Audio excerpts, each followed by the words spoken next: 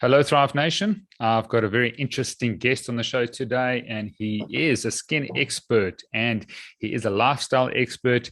He's a gentleman who's going to be talking about skincare, and I've been following him for a while, and it's just going to be fascinating since, as a physician, I've been dealing with skin and acne for 23 years.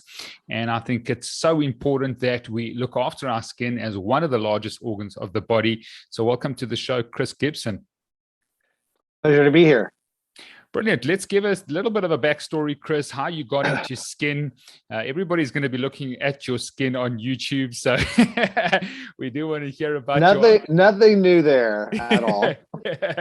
We do want to hear about your daily routine. But how did you get into health and skincare and weight loss? And we really want to go deep in those areas because it's an area in terms of Made to Thrive that we haven't spent a lot of time on in terms of the podcast. So it's really a privilege to have you on.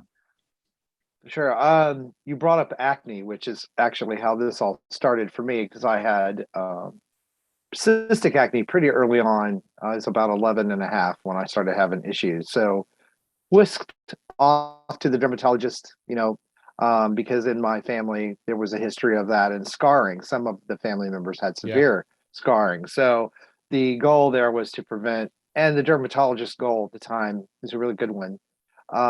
Was to prevent any scarring. So I had to go in and get shots in the cysts and all that wonderful stuff. But I did manage to get away with a minimal amount of scarring when I finally got it cleared up. The problem was it just never went away.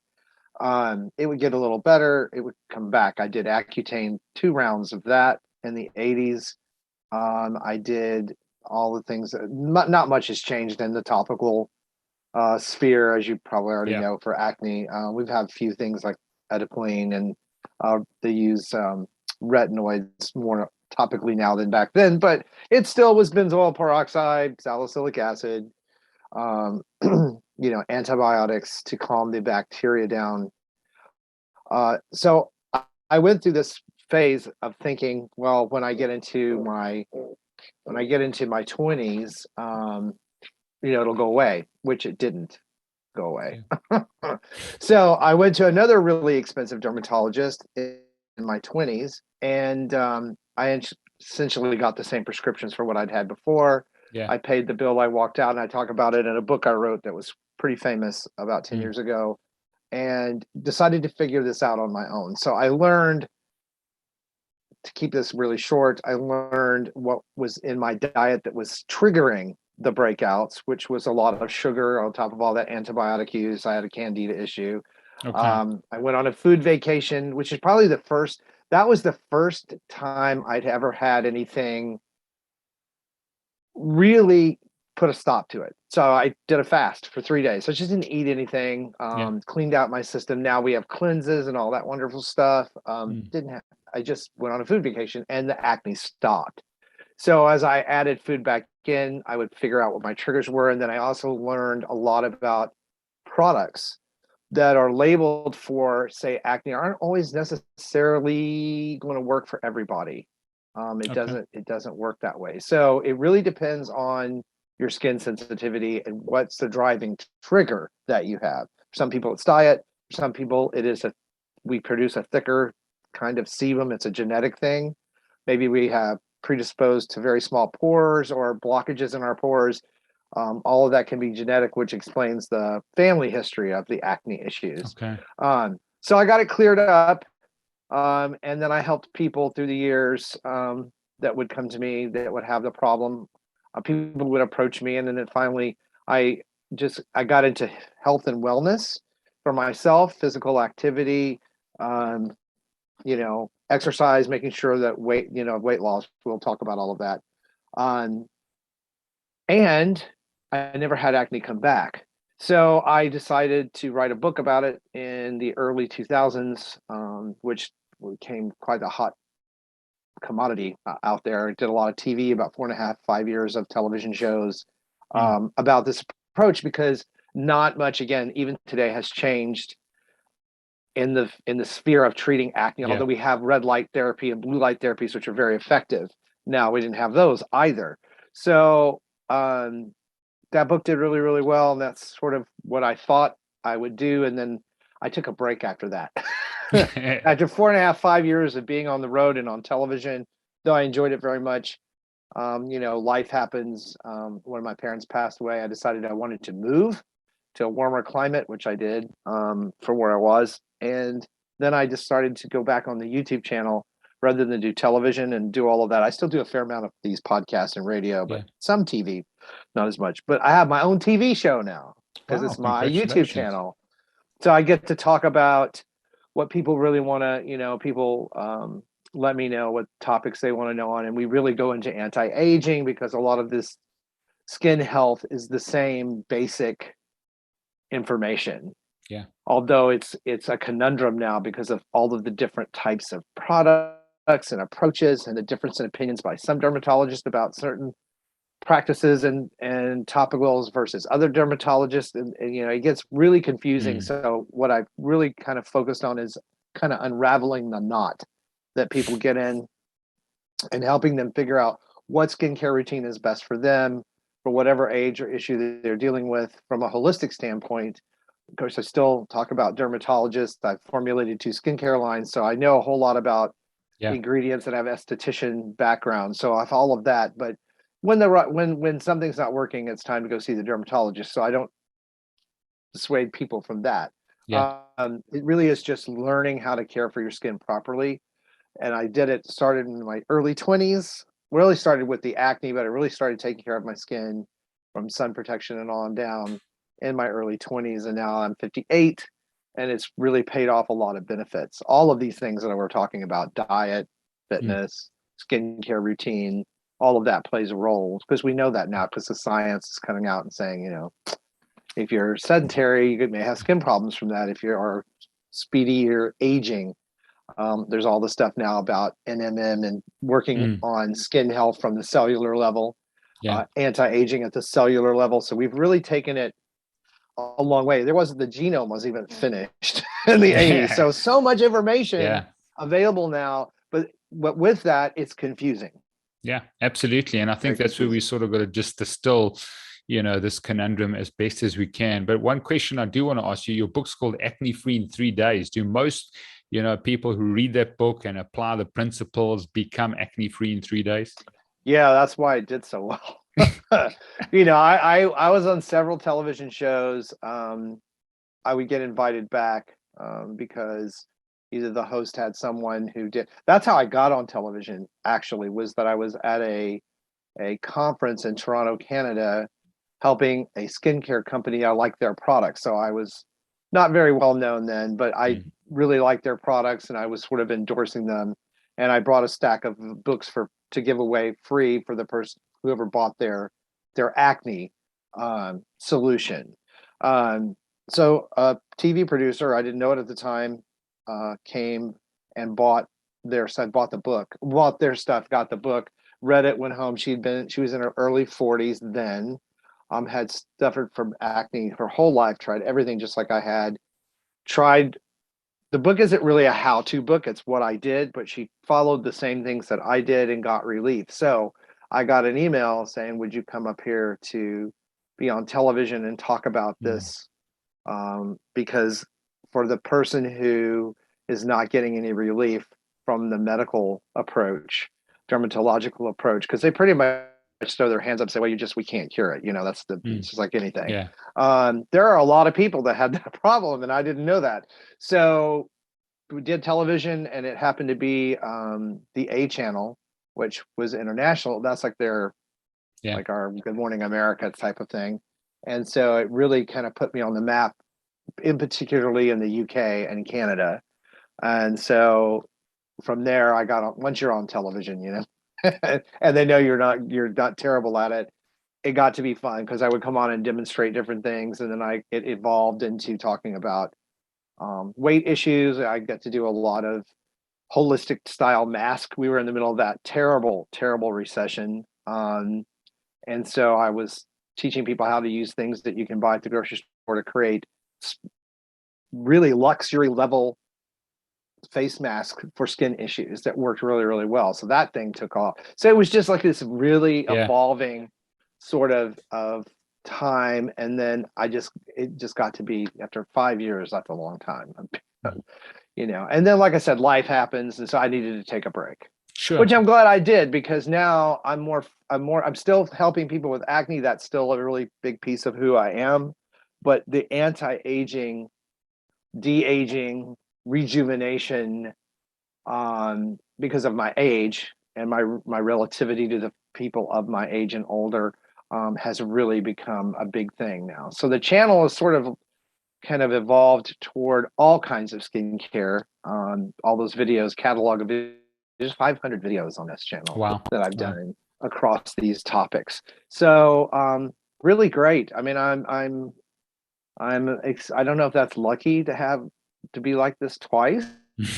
I don't know, because most people only get to do it the first time, but it's really great that it helps people and it gets them to take charge of their health, Yeah. which that's the really base, whether it's your skin or your weight or Mm. how you're feeling or any disease you're dealing with, is you have to you have to take control of your own health. Yeah. That's it. And that's a personal thing, is becoming aware that you got to take personal accountability. So totally agree with you there. Other than sending you to the channel, if someone does have acne, and obviously you've probably updated the book, but what can they do straight away, Chris? Well, the first thing is to stop freaking out or worrying with yourself if stuff's not working. Excuse me. If stuff's not working, you are where you are. I mean, it's not working. So a lot of people continue therapies way past time when it's not working for them and maybe contributing. And the first thing to do is to try to figure out what your triggers are. Is it the way your diet is set up? You can take a short fast. And this is typical in the medical community of a lot of things anymore. Mm. Like for allergies, so take all the stuff out and put it in one thing at a time. Start with the healthy stuff, the vegetables, and look at the oils that you're eating. Olive oil is better than, cooking oil. Even vegetable oil, olive oil is better. Take sugar, seems to be a big trigger for a lot of people. For a lot of women, dairy products, for whatever reason, we think that's because a lot of dairy, at least in our country here, has hormone factors in it that may kind of upset that balance for women. So that's the first thing I always tell people: look at your diet, look at your routine, and then look at your product use, how your skincare routine is set up. A lot of people with oily, acne-prone skin over cleanse all the time. It's like, oh, I got to get the oil off. It's the oil. Well, the oil isn't creating the acne. It contributes, but it's the bacteria in your immune system's response to that bacteria down in the pore that causes the problem. That's why everybody has acne bacteria on their skin. It digests the oil we produce. Everybody has it. Some people get acne, some people don't. So if you're one of the lucky ones like me that had it, you have to sort of figure out your products that are going to work well for you. Salicylic acid may be too drying. If your skin feels dry and flaky, that can contribute to blocked pores and more acne. A lot of people don't know that. If you're stripping too much oil in your cleansing process morning and night, your skin's going to have a proclivity to produce more oil to replace it. Mm. So the idea is to always have your skin hydrated and fresh feeling, not dry and tight. And I can remember using products. My skin was so tight after I would use these products for acne, and that is not good. It means the pH of your skin is off. It means your skin's going to be produce a whole lot more. When your pH of your skin is off, it allows bacteria to run wild, as we call it. So your skin should never feel dry, tight, or squeaky clean. I know that seems counterintuitive for a lot of people that have oily skin, but trust me when I say cleansing correctly with a hydrating, foaming cleanser that can get all the oil, dirt, bacteria out of the pores, but yet leave your skin hydrated, is your best bet. And you have to kind of play around with some of the cleansers sometimes. Fortunately, they're not very expensive. Then you can bump up to one that's for gentle skin, it's for sensitive skin, it's gentle for sensitive skin and acne prone skin. And there are several out there. Rubino has several of those calming cleansers that do that, so that everything is set up right. And then you got to moisturize. And when I tell people with acne, you want me to put moisturizer on my skin? I have oily skin. Yes. Not oil-based moisturizer, but a hyaluronic acid, water, glycerin-based moisturizer, because when you put the moisture on, your skin's not going to be prone to produce all that extra oil. Sure. And they're amazed at how much relief they get just from changing those sort of things in their skincare routine. And then if you continue to have problems using a lactic acid face wash or glycolic acid, those are AHAs, and what they help do is dissolve the bond between old dead skin cells and new skin cells, and they help dissolve that sebum that's a little thicker, tends to be a little thicker in production for those of us who have acne prone skin, thinning it out and keeping it from causing breakouts. And then there are all sorts of new things you can apply, like niacinamide, which is very calming to the skin, and also brightening. And then also adapalene, which is a retinoid specifically designed for, and I think it's available over the counter everywhere now, to help calm that acne process down, much like Accutane did internally. If you continue to have, if you have severe acne or you continue to have issues after trying to make those changes and you haven't seen a dermatologist, you really need to do that, because they can help you identify some different types of products. They have a range of prescription products that might not be available to you otherwise that can help you clear that up, because the end goal is to make sure you don't have scarring, because the deeper scarring is very hard to repair. Light acne scarring, those marks get left behind, whole host of things you can do to get rid of those relatively quickly. But those deep pits or indentures where you've had a large cyst and it pushed the collagen away and that around that pore, then you have that indentation. You have to get a filler, or like a permanent filler, or you have to go in and have some type of procedure done to remove those. It can be done. It's more invasive. So try to prevent that stuff on the front end, much like they did with me. So while I still had suffered with acne breakouts, the cystic acne, the dermatologist, we did get that under control. So I don't have a lot of that mottled look on my face, even though I had some pretty serious cysts in there, because I would go in and, like I said, get the shot. They would put a shot in there of antibiotic to calm that down. So much easier if you can figure out what the trigger is and stop that on the front end. Then you don't have to deal with all of that fun stuff. So basically diet and then a routine with regards to assessing your skin from an oiliness. Is it dry? It should be not tight. It really should be not squeaky clean. Obviously, we can talk about the skin microbiome. Chris, what is the latest research and science to repopulate the microbiome of the skin? And that, Made to Thrive, we've spoken about the oral microbiome, obviously the gut microbiome. These things are crucially important. The skin microbiome is fundamentally important as well to ensure that we can get the correct bacteria in balance. How we use a skin care. We're going to get into skin care in terms of the natural products here at the practice, but with also at Made to Thrive that has probiotic serums in them. Right. They've got these bacteria in them, all organic in origin. That's sort of the way we run here. But what's the latest research on the skin microbiome? Well, we actually talked about it. I didn't call it that, but that's what we were talking about when we were talking about stretching the skin's ability by changing the pH or getting it too over cleansed. You're breaking down that lipid barrier, which is very, very important in keeping that bacteria in balance. Because when active bacteria gets out of balance down in the pores, your immune system is going to react to that if you are an acne-prone person. On the anti-aging side, which is a great transition, we also know that those certain bacteria on the skin help to keep the skin cell turnover speeding along. So we don't want that to slow down. And so a lot of times commercial products that have salicylic acid, I could name 100 alcohol, it upsets those bacterial balances, and then you end up having a slowing or a textured skin feeling. And so we talk about things like lactic acid and glycolic acid on the front end of this, because they are sugars. They're natural byproducts of plants that are used to help speed that process up and bring balance back. The biggest issue that we see in research is you can apply probiotic products, but they have to be housed in a very hydrating base. So you need a lot of moisture. The skin, as we get older, our skin loses moisture more easily as things tend to thin out a little bit. So if you are good at keeping your skin hydrated, then probiotics help keep that balance on the outside of the skin, and then of course protecting it from the sun, because nothing messes up the biome of the skin like too much sunshine, too much UVA, UVB light. I mean, it kills off a whole lot of the good bacteria, and it just really literally creates havoc.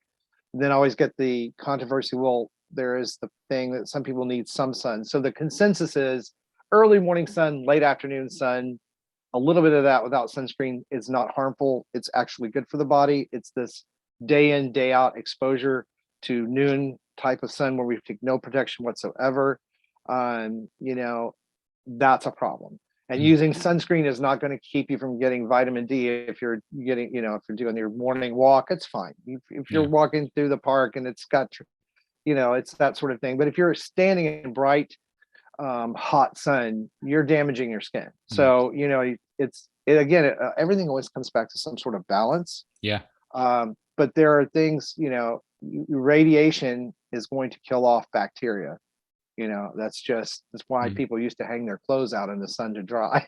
Yeah. Because it dried the clothes and killed the bacteria. So there's a wide grade, a wide availability of different types of probiotic skincare that works really, really well for people, especially with people with rosacea, psoriasis, and acne, because again, it brings those, as you call it, biome back into balance. But again, it is also that internal switch, especially for acne and people that have rosacea and eczema, because it's there's a part the immune system plays where it gets triggered and it thinks there's something wrong. So it tries to bring a lot of inflammation forward. The probiotic skincare, that was good. I'm glad I said that. One of the key benefits of that is the lowering of skin inflammation.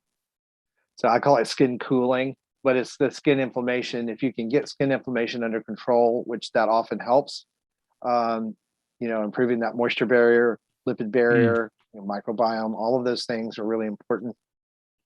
Then you're going to see a cessation of these type of triggers where you get these flare-ups or these sudden breakouts, because we know we can tie acne and rosacea very definitely to stress.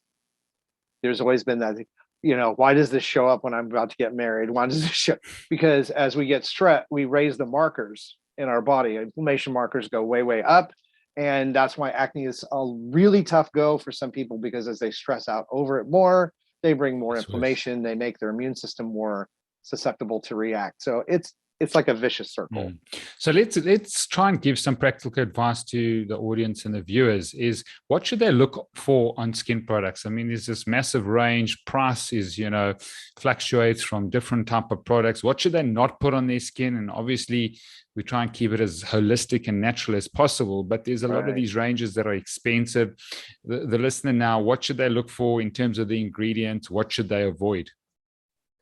Well, we could spend 2 hours on this, but we'll start with the easy side, which is what to not have on your skin, if at all possible. And that again is sulfates, anything that says that means it has a detergent in it. So if you have that in your shampoo, your body wash, which your body skin's part of it should get the same treatment as everything else, then you may be over drying your skin and may be sensitive to that and not even know it. Also, fragrance, whether it's natural or synthetic. A lot of times we'll see essential oils. It was a natural fragrance here in the US. They don't require you to be told what it is. It just is fragrance. So that can be a problem. So if you have very sensitive skin and you get these red flushes or rashes or something, check your skincare products, hair care products that may have to go fragrance free. So sulfate free, fragrance free. If you have acne prone skin, looking for things that are oil free, making sure you don't have mineral oil in a product. Coconut oil, it's one of those. It's natural and it sounds like it should be really good. And it is for some people, especially if you have dry skin, but it is comedogenic and it will sit on the skin and block pores. So if you have acne issues, not a good idea. Petroleum jelly, here's one where I am at odds with half of the skincare community. If you're going to use petroleum jelly, it's great for dry skin. It's a cap. It holds moisture in. It's a protectant. So it is not, in my opinion, great for daily use. I mean, around and under the eyes at night, if you're trying to improve dryness, that's fine. Because again, it will hold 90, almost 100% of the moisture in. But this slugging thing where people are applying it all over and leaving it on all overnight, if you have acne prone skin or you're prone to amelia, which is those little white kernels that get up under the skin, petroleum is not for you, and it shouldn't be in any of your products because it's going to contribute to that condition. Alcohol, which is a really tough one for people to figure out because there are good alcohols and bad alcohols. Denatured alcohol, bad alcohol because it's very drying to the skin. It evaporates moisture. It breaks down the lipid barrier. It takes those lipids away. So anything that has denatured alcohol in it, it can be a problem, or if it just says alcohol. But the ester alcohols are actually fatty alcohols. I don't know, I would call them alcohol, but they are, and they're actually good for the skin, and they help to replace and replenish the fatty lipids in your lipid barrier. So just because it says alcohol and it don't go, whoa, because a lot of people do that. If it's an ESTHER or ESTR, if you see any of those type of things in there, it's spelled differently in different countries. That's okay. The other thing, and we don't see too much of it anymore, are parabens, which are preservatives that were causing a problem with hormone balance. And then in your sunscreens, and I think most everybody knows this now, that they're chemical sunscreens. If you can avoid them, it's better to. There are some that are banned, octinoxate, avobenzone, banned in the oceans, banned in countries where there are coral reef issues from people jumping into the water. So what I tell people about it, if you can use a hybrid sunscreen, which is a very small amount of chemical with mostly mineral, those are great for land use. But if you're going to get into water, make sure you're using mineral only. That says ocean safe on the sunscreen. But sunscreen, very important. And I know that one gets really confusing. That's, for the most part, that's the big no-nos. There are like 17 different ones, but a lot of them we're not seeing anymore because they've gotten a lot of bad press. What to look for? Okay, I'm going to break this up a little bit because it's different depending on your skin type. If you have dry skin, we'll start there because a lot of people have this issue, especially as you get older. You want to look for products that have ceramides in them. Ceramides are lipids that are put into a product that help, again, build up that lipid barrier and help keep your moisture in your skin. Hyaluronic acid, which is a salt our skin produces anyway, but as we get older, we produce less of it. That is a good ingredient for almost everybody. The controversy there is that there's a difference between a hyaluronic acid and a hyaluronic acid cream. The serum is pure hyaluronic acid, usually in a water base. The water evaporates, and the hyaluronic acid, if you're in a dry climate, can hold up to about 1,000 times, more or less, its molecular weight in moisture. So it can be very hydrating to the skin, but if you're in a dry climate, it will take moisture out of the skin if you use the serum. So that's where we hear a lot of the stories. Well, I tried hyaluronic acid. My skin was really dry and irritated. If you get it in a cream base, which is like glycerin and water, even dimethicone is in a lot, which is a silicone that helps cap like that petroleum, but that breathes. It actually breathes, unlike petroleum jelly. Then you're going to have a good experience with hyaluronic acid. The stuff is really wonderful. The funny thing here in Florida, it's very humid in the summer. So I try to switch to a different type of cream that isn't all serum, isn't all hyaluronic acid based, because it makes me sticky because it's picking up moisture. It's like, I don't like that feeling. So you sort of have to play around with it depending on the season, but it is a good ingredient. Peptides. And this is going to be another one that's really confusing to a lot of people because there's a lot of conjecture out there. Well, peptides are too big molecularly to be absorbed into the skin, and we hear all that stuff. Well, that's not exactly true. The peptides I'm talking about are amino acids, which you produce anyway. Again, what we're doing is trying to beef up the skin with its own natural ingredients, squalene, hexapeptide, agirreline, all of these peptides that we tend to produce in very small amounts in the skin, you can apply topically, and they can help your skin retain moisture and help improve and keep your collagen building in the upper layers of the skin. Now, none of this stuff is going down in the lower layers of the skin. We can talk about diet and taking collagen peptides internally. hydrolyte, which can be helpful, Mhm. extremely helpful, but we're just on topicals right now. So in most skincare products, you're going to see with peptides, you're going to see a mixture. Matrixyl 3000 is one of those proprietary. They just 6 or 7 of these and put them together. So peptides can be very helpful. The exfoliation process is extremely important. I am one of the probably beat the drum the loudest about exfoliation. In fact, there are some YouTube dermatologists that don't even really talk about it, that tell people not to wash their arms. Stuff weird. Just it's YouTube is weird. So let's talk about exfoliation because it's extremely important. When you're little, your skin cells come off at a really rapid rate. And you're in your teens, they continue to do so.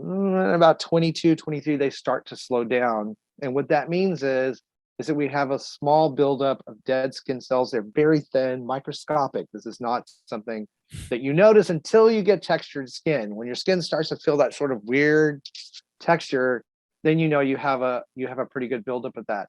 So there are 2 ways to remove the skin. One is through a mechanical means, like a buff puff sponge or one of those devices that spins, that takes the skin off, or facial scrubs, which I'm not a big fan of.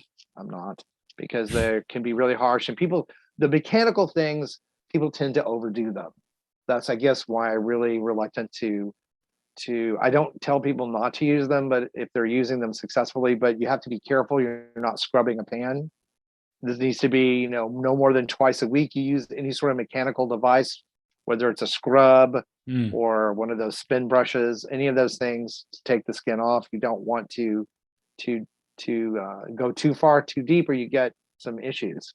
You can get spider veins from that too. You can irritate the skin and create spider veins in your skin from that as it responds. Because spider veins aren't broken veins; they are the capillaries your skin produces to try to heal itself. So that's another myth that gets bounded around. So telangiectasias, they got a real pretty name. Telangiectasia, spider veins. So the best way to me is to use a product with a AHA or a BHA, like a glycolic acid serum, which is again made from sugar, lactic acid, which used to be made from milk. We figured out how to make it from plants now. It's just way more sustainable and much more animal friendly. So a lot of people don't even know that.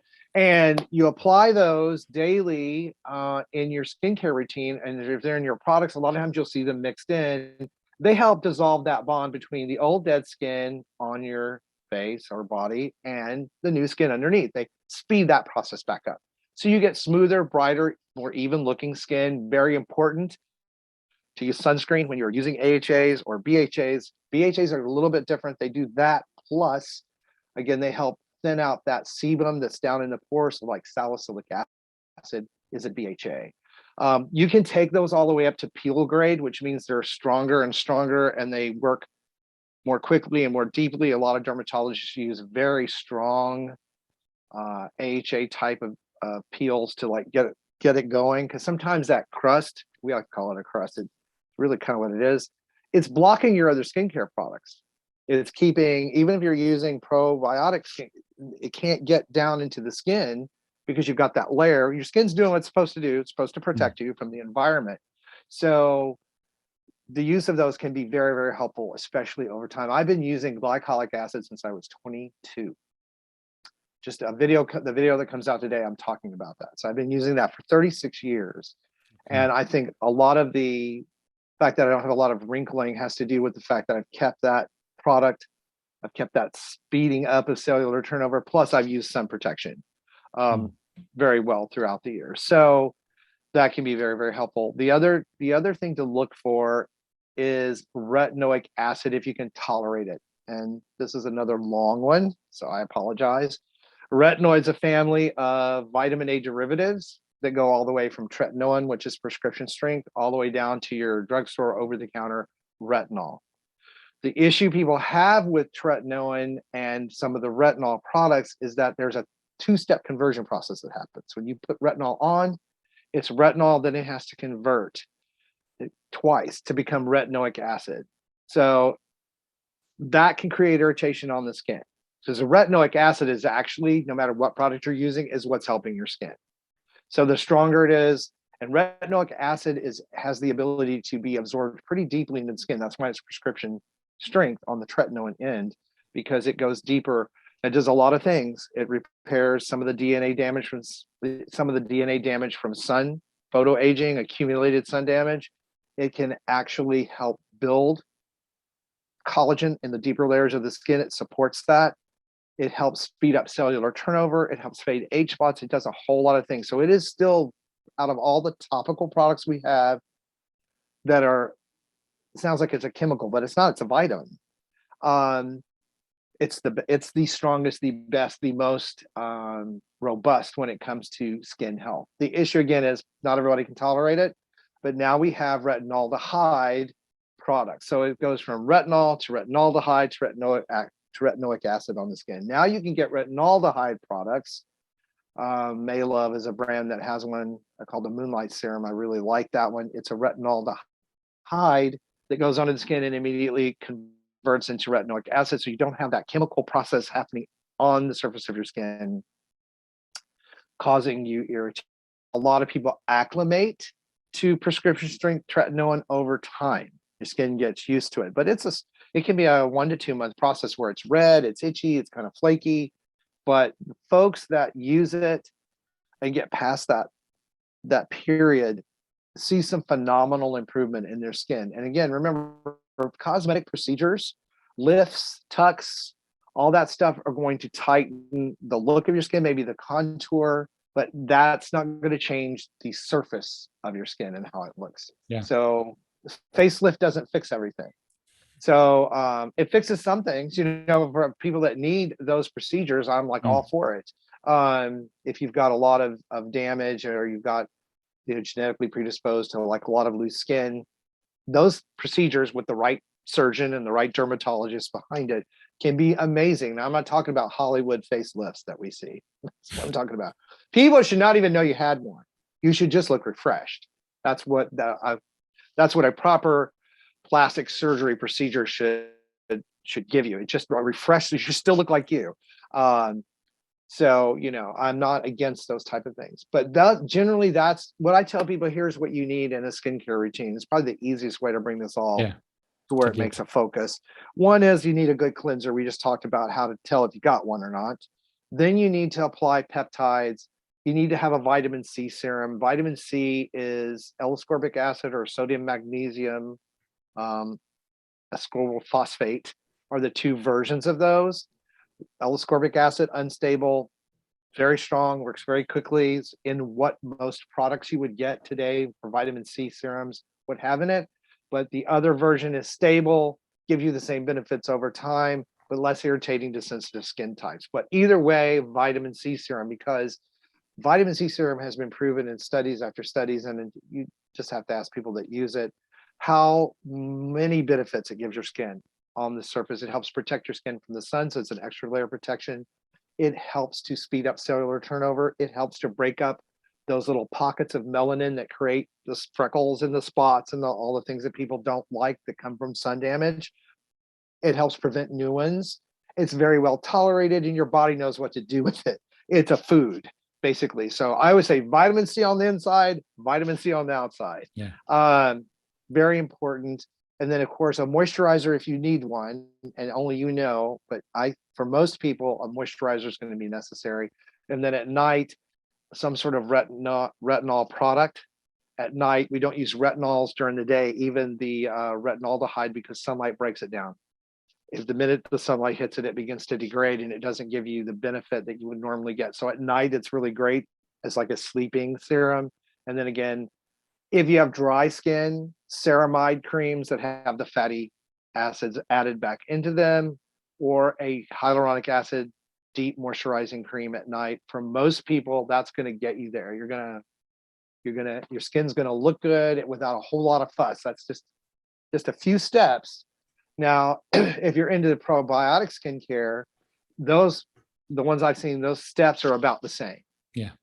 That just has the addition of the beneficial bacteria. So if you feel like your skin is still looking dull and you're still prone to breakouts, those are great products to try to see if you need to get that balance back on your skin if it's out of balance. It's just different for everybody. So it's hard to give everybody just a one, Sure.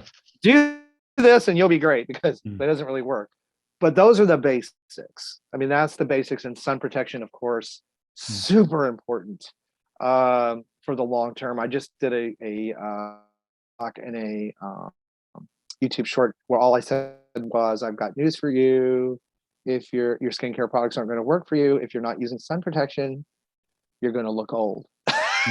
Yeah. That was the whole video. Mm. You know, there isn't just a whole lot more to say about that. And then, of course, choose your sunscreen carefully. You know, because of I what's really inside like, it. yeah, because you know what's in your sunscreen, and we could do a whole podcast on that. Yeah. What about this is, I've been using a lot of infrared lights, I do infrared sauna 6 times a week. I've recommended a lot Love it. for skin conditions and that. But what I've noticed is because of, and we can get into a bit of anti-aging now, and we can sort of just pivot to the mitochondria and the different photoreceptors on the walls of the mitochondria. But what I've noticed is that since using a lot more red lights on the desk, it's an incredible company called Sauna Space that I work out of in terms of the US, and it's a caged incandescent globe of near and mid infrared, so there's no dirty electricity that comes from it, and it's incandescent. So I've done a lot of research on this, and we're big proponents of Sauna Space. They're going to be at the Health Optimization Summit in London the end of the month. But what I've noticed is that when people use the infrared and they use this incandescent bulb, they go out into the sun and they don't get burnt. And what happens is it clears out blemishes, it clears out, any pimples, any acne, because it seems like this, and I love your perspective, that it's the lack of red light and infrared light that's not in balance with our lifestyle. So when people get too much UV, the damage is coming from the UVA and the UVB. Right. And so we need to increase our red light time, our infrared and red light time. And then we do not get the damaging effects of the UVA and UVB. And we've seen it with cars and windscreens, because the windscreen and the window cut 42% of your infrared and your red light. So you're now getting just UVA and UVB, and UVA and UVB is where the damage lies. That's right. Yeah, the more people get sun damage from their cars, from the wind. Even I, as diligent as I've been, what little damage I do is more noticeable on my window side, this side of me, which in the US, this side is the side, always get the sun on the driver's side, right? And not on the passenger side because it's shaded. So you're absolutely right. And I don't want to cut you off. It's funny because I use that analogy. 2 analogies I use a lot on skincare and aging is, look at the side, if you drive, look at the side of your body that's been exposed on a regular basis over the years to light coming in from that side of the car. And the other analogy is, if you want to see how much sun damage you have, look at the skin on your behind, because most of us have that covered since we got here, and compare it to the rest of your body that's been exposed. And that's the level of sun damage that you have. It's not different skin. It's just been protected all this time. So the red light therapies, which is something that I have been testing out diligently since last March. I'm just now getting the reviews out because it takes time. Like anything with skin, hair, all of those things take time. So UV light, we know that it does that, tickles the mitochondria, is the way I put it in layman's terms, wakes them up. There is some supporting evidence that it helps repair telomeres too. Waiting to see if that really is the case, but it does seem to have the longer you use it, the more it sort of fix the machine in there. It does help speed up. We know collagen production. We know it helps speed up the repair of damage in DNA tissues, especially if you're using or taking NMN along with these therapies, because you're feeding the NAD in your system. We're probably getting way off topic here. This gets into really deep stuff, but it's good stuff. Yeah. I mean, the technology is amazing. It's been around for years in the sports community. It's how they super healed these athletes and got them back on the field. And you're like, a normal person would be, in a wheelchair for a year. So we know that it does all of that. I've been testing out the combination of the red light with RF, which is radio frequency, and EMS. I have been testing out the mid and what you said, the mid range infrared red light for hair growth, because that is scientifically proven that for many people that have hair loss, that helps where nothing else has. These red light therapies, I've made a prediction that skincare is going to become where your main part of your skincare routine is the red light therapies or the light therapies, and the topicals are the secondary, where it's sort of flipped right now. Yeah. If you would agree with that. I mean, most people think of creams and lotions and potions and all of that stuff. And if you can get diet and exercise and fitness in there with them, but we know that with all three of those, when you're using red light therapy, it really makes a what's a right word, palpable, I mean, it makes a very measurable difference in your body's response to even other therapies. So how long is it going to help? We don't know that yet, but we do know that it does make these, we do know that that working with things on the cellular level is really where it's at, because that's where the healing, that's where the balance has to take place first before it ever shows up on the skin. So even with good topical products, I teach patients with skincare, you didn't get there. It's like weight loss. You didn't get there overnight. You didn't wake up an extra 100 pounds. That didn't happen. Same thing with skin. Skin is formed down layers deep. So what we see today, we see old news. This is old news. For some of us, it's really old news. But, you know, as you work these therapies, you know, and as red light therapy becomes more the standard and more affordable for a lot of people, because it can still be pretty expensive. You can go into the salon and get it, but I like that because there's nothing, it's not unsafe. So it's not unsafe for people to have it in the home and use these devices. You know, the first ones that came out admittedly did not admit enough range to do a whole lot, but now we are seeing in-home devices like you're talking about, and like the Lumo that Even Skin has, which is one of the ones I'm testing, which are they're medical grade. I mean, they're the same type of quality, craftsmanship, and the same amount of red light therapy or radio frequency therapy, all those therapies that you would usually pay $1,000 or more dollars for to go get. And we know that they work. And then you can lay on top of those, if you really have some deeper skin tissue issues like sagging jowls or crepey skin, we know that we can use ULT therapy, which is ultrasound therapy, to really hit those cells on the deeper levels of the skin. And by warming them, the mitochondria wakes up. I'm using layman's terms. Let's just say it wakes up.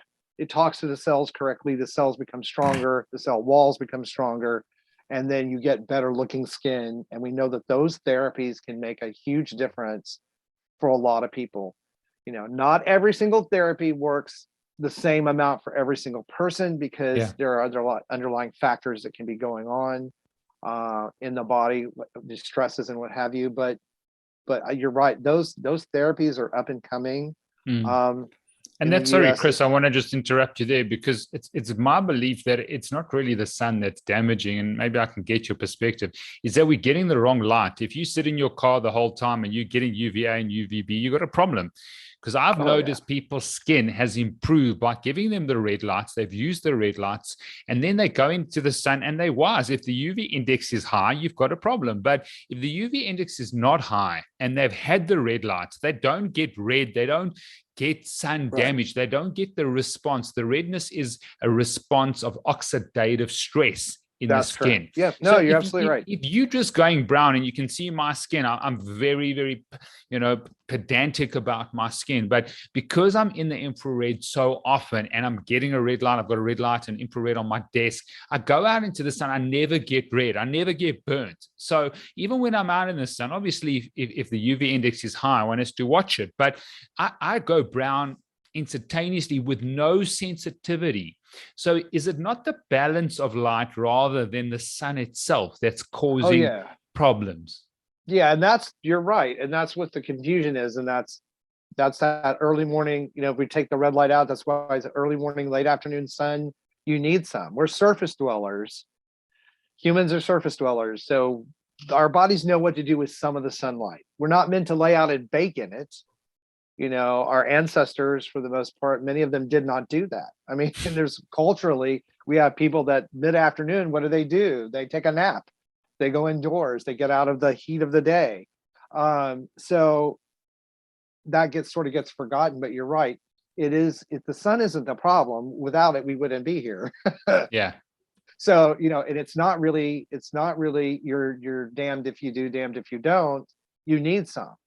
And most sunscreens are not going to keep all sun out. I mean, that's just, you know, unless you like put a 50 on and covered yourself in clothes and an umbrella, you might be able to get it all. But you're right, it is the UVA, UVB wavelengths that are the problem.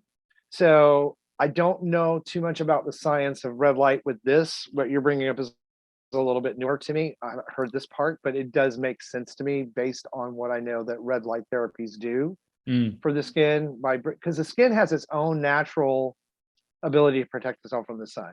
Yeah. It's not like we don't have any. Of course. If you eat a diet, this is what's so funny about it. If you eat a diet that's high in red vegetables, tomatoes, peppers, whatever, your skin has a pronounced ability to protect itself from damaging rays versus if you don't. Yeah. That's a scientific, there's studies on that. So I steer people on when we talk about diet, I steer people that way. So yeah, you're absolutely right. You can grow tomatoes if you put red reflective material under a tomato plant. It produces way more tomatoes. Yeah.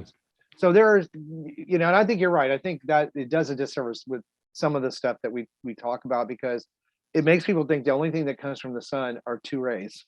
Yeah. You know, well, 3 if you know about the long wave. Yeah. But you know, that's mostly what people think. They don't realize all the other spectrum that Correct.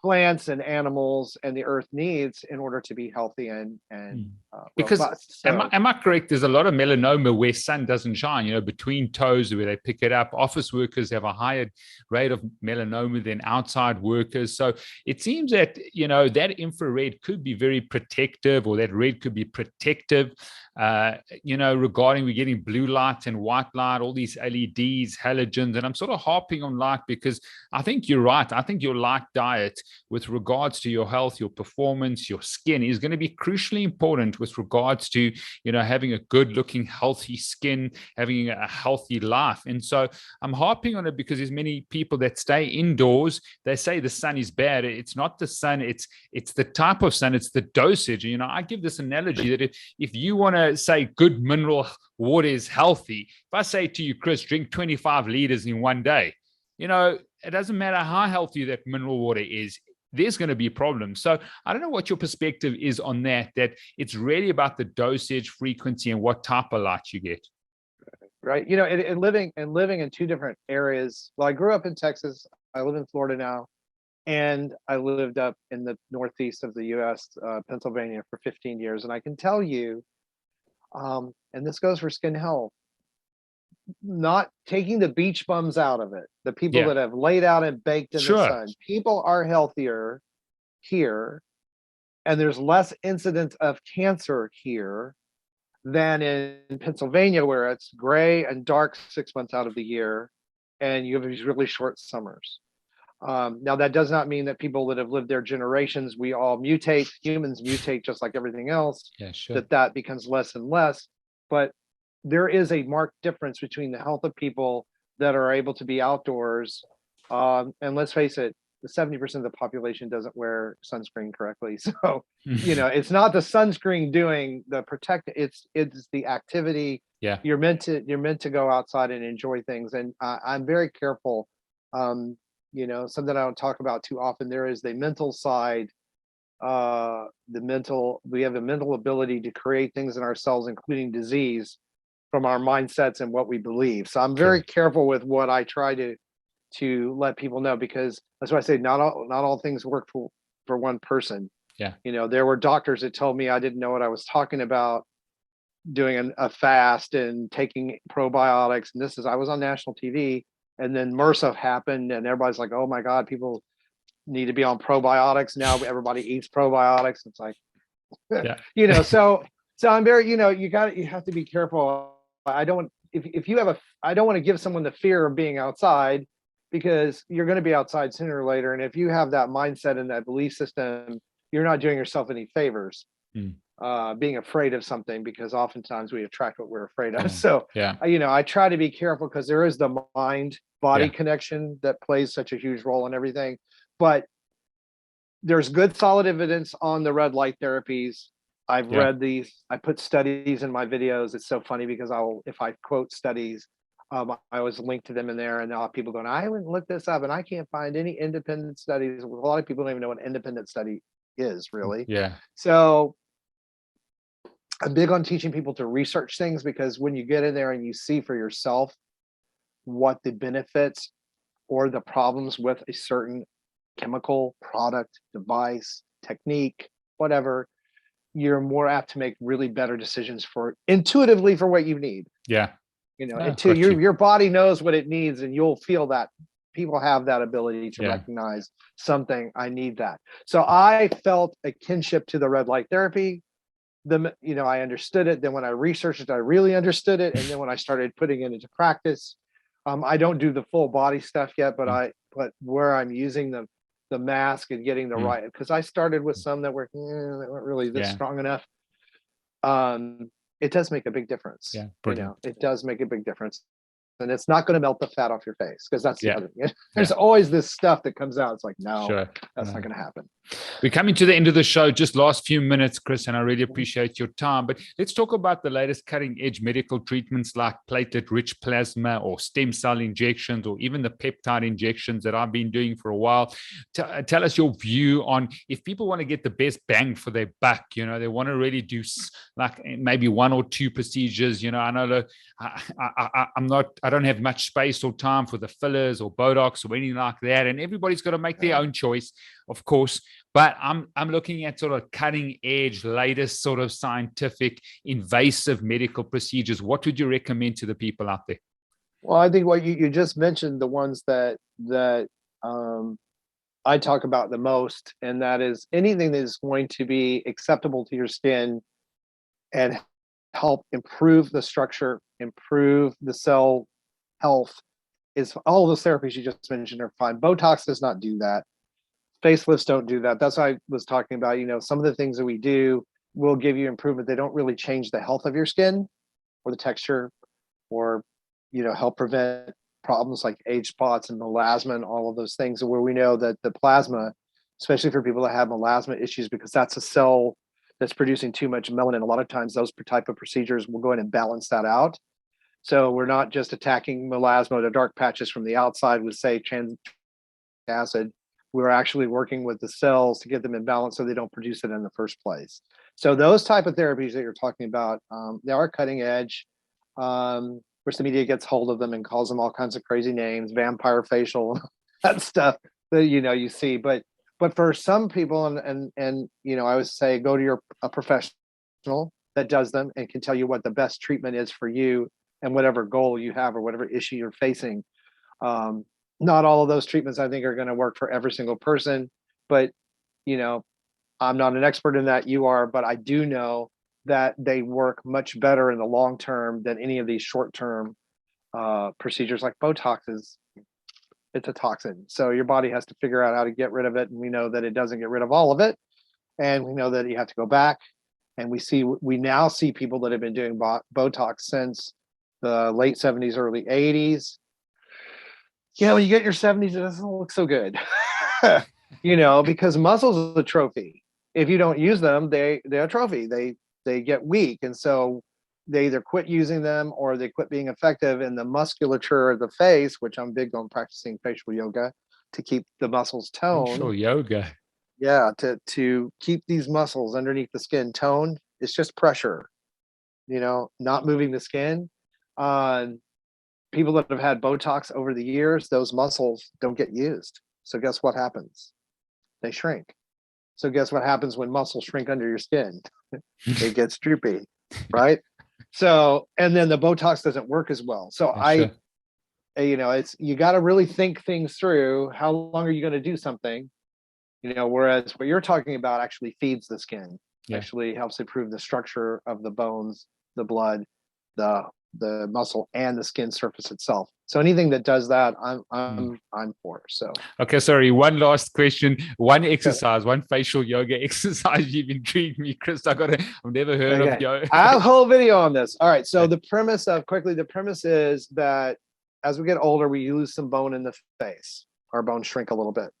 Muscles can also atrophy if you don't use them. If you're doing, it's really toning the muscle. So let's say the cheekbones right here. If you put your fingers right here, yeah, and just press the muscle under your fingertips and hold it, and then release it.